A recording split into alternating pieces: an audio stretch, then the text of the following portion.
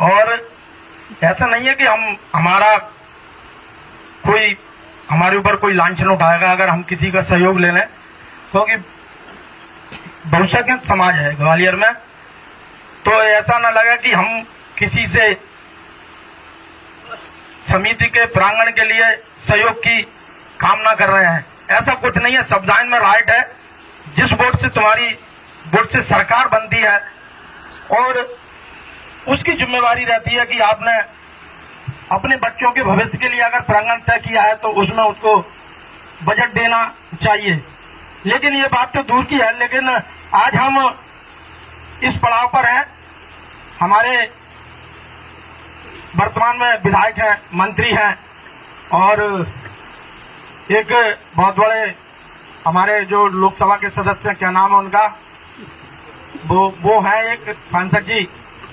अब हम चाहे तो इस समिति की ओर से इस प्रांगण का कायाकल्प कर सकते हैं, क्योंकि वर्तमान में मुझे भी एक कारोबार आपके सहयोग से मिलने वाला है जो डबरा का इससे पुराना अस्तित्व में वो छात्रावास है।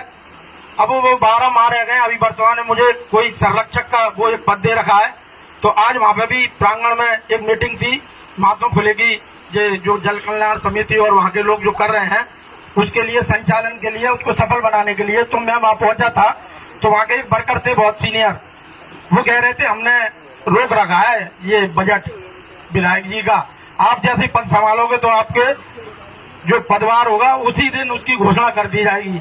यानी कि उनको मालूम है कि चुने हुए जो व्यक्ति है उसकी जिम्मेवारी बनती है, अगर हमारा समाज का वोट लिया है तो उसकी जिम्मेवारी बनती है।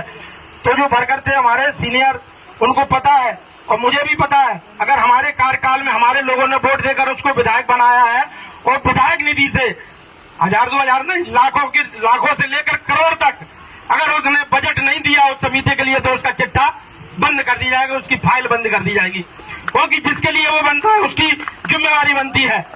आप दम से कह सकते हैं, हमारे सांसद जी, हमारे मंत्री जी हैं, विधायक जी हैं, कोई नई बात नहीं है। अगर आपने अलॉट कर दी यहाँ पर 3-4 बीघा जमीन तो आपका पल्ला झाड़ ले।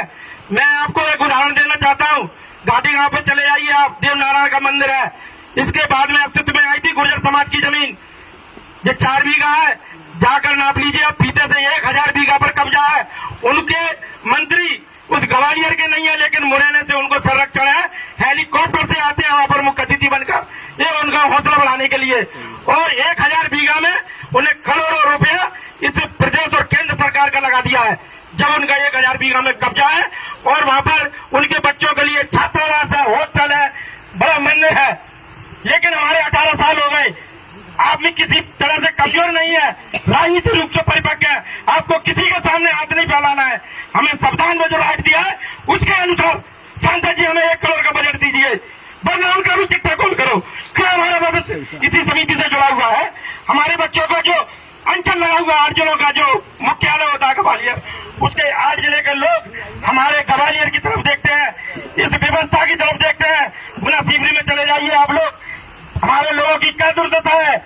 लोग तो प्रदेश लेवल पर व्यवस्था करते हैं, राजपूत बोर्डिंग है, पूरे देश को देखती है, यहाँ पर लेकर लोग IAS और IPS बनते हैं। यही नहीं, मैंने अंदर जाकर देखा, जो IAS और IPS बन गए उसी के अंदर उनके बच्चे भी पढ़ रहे हैं। लेकिन हमारा ये 8 जिलों का जो क्षेत्र है ग्वालियर और चंबल संभाग, उसके लोग आपकी तरफ देखते हैं, तो हमारी भी जिम्मेवारी बनती है, क्यों ना हम अपने कार्य में परिवर्तन लाए। और इस क्षेत्र में जो बार-बार उंगली उठती है कि 18 साल से आपकी जमीन मिली हुई है, यहाँ पर छात्रावास नहीं है, एक आप लोग मन बढ़ाओ और उनको एहसास कराओ, जो प्रदेश सरकार है, केंद्र सरकार है, आपके बीच में आपके भी लुभावने वादे करते हैं, सिर्फ उसी को उनको याद दिलाओ। आपकी समिति के लिए करोड़ों रुपए इसमें लगाना पड़ेगा, वरना हम भी अपने उसका अगर क्रिया की प्रतिक्रिया वो धरे तो जो लोग लुभावने वादे कर झूठ बोलकर चले जाते हैं तो सोचने के लिए मजबूर हो जाएंगे, हमारे बच्चों का भविष्य तय होने लगेगा। मैं आपसे समिति से बार-बार निवेदन कर रहा हूँ, बाबा साहब महात्मा फुले ने जो राइट किया है उसका उपयोग करो। और इस जमीन के लिए कोई हमारे घर से पैसा जो दे स्वेच्छा से है, लेकिन जो सरकार है उसके पास में समाजों के लिए जो फंड है उस फंड की मांग करो और अपने चुने हुए प्रतिनिधियों से हाथ पकड़कर आने वाले जो 26 तारीख 7 कार्य होना चाहिए, क्योंकि हमारे सामने भी समाज ने भी बहुत बड़ी कुर्बानी दी है। 2023 में माधो फुले हमारे मेला लगा था, ऐतिहासिक मेला हुआ था, रैली हुई थी। 24 में कौन हुआ, क्योंकि हमें दर्द था कहीं हमारे लोग